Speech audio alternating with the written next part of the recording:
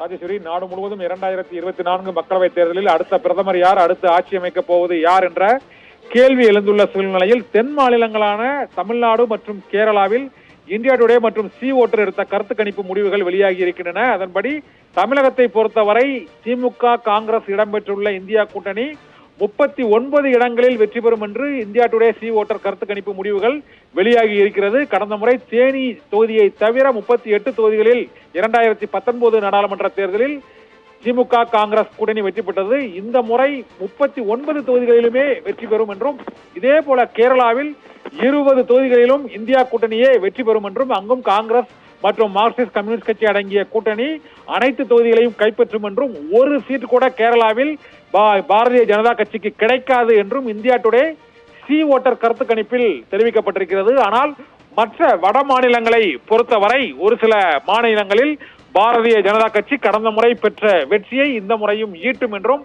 உதாரணமாக உத்தரப்பிரதேச மாநிலத்தை பொறுத்தவரை மொத்தம் உள்ள 80 தொகுதிகளில் 70 தொகுதிகளுக்கும் அதிகமாக வெற்றி பெறுவதற்கான வாய்ப்பு இருக்கிறது என்றும், காங்கிரஸ் சமாஜ்வாதி கூட்டணி அங்கு 11 தொகுதிகளில் வெற்றி பெறுவதற்கான வாய்ப்பு இருக்கிறது என்றும் இந்தியா டுடே சி ஓட்டர் கருத்து கணிப்பு தெரிவிக்கிறது. இதே போல மத்திய பிரதேசம் மற்றும் சத்தீஸ்கர், ராஜஸ்தான் ஆகிய மாநிலங்களிலும் கடுமையான போட்டி இருக்கும் என்றும், 2019 ஆண்டு நாடாளுமன்ற தேர்தலை போல் இல்லாமல் இந்த முறை கடுமையான போட்டி இருக்கும் என்றும், தென் மாநிலங்களை பொறுத்தவரை இந்தியா கூட்டணிக்கு சாதகமாக பெரும்பாலான இடங்களில் இந்தியா கூட்டணி வெற்றி பெறும் என்று இந்தியா டுடே சி ஓட்டரின் கருத்து கணிப்பு முடிவுகள் தெரிவிக்கப்பட்டுள்ளன. தேர்தல் தேதி அறிவிக்கப்படவில்லை, பிரச்சாரம் தொடங்கப்படவில்லை.